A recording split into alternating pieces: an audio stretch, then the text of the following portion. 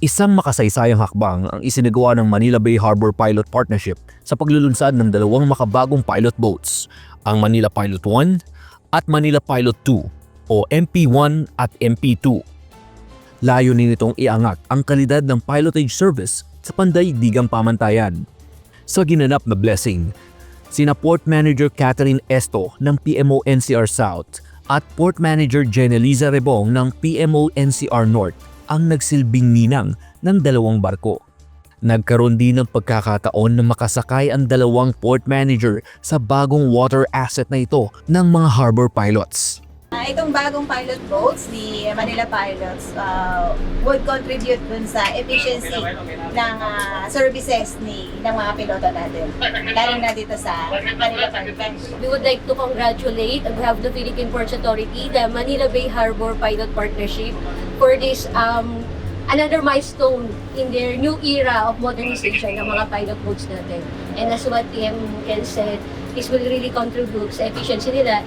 And sa ngayon, may pagmamalaki na natin sa tuwing lalo na international vessels ang kinikater natin dito sa Manila South Harbor. Parang nakaka-proud na moderno na yung ating mga pilot boats. So again, congratulations sa BHP. Congratulations, Manila Harbor Pilots!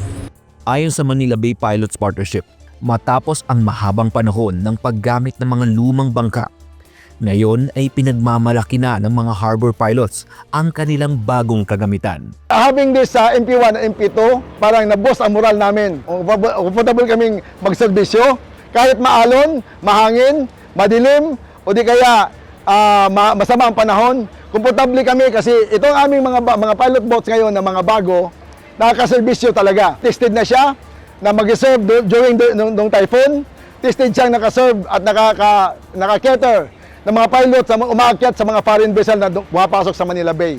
Ang MP1 at MP2 ay may 300 horsepower engines, gawa sa aluminum hull at kumpleto sa world-class equipment. May air conditioning pa para sa mas komportabling serbisyo ng mga piloto.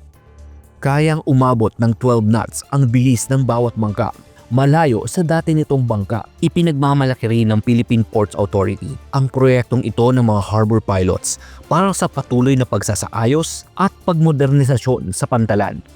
Paul Kalayag para sa PPA TV.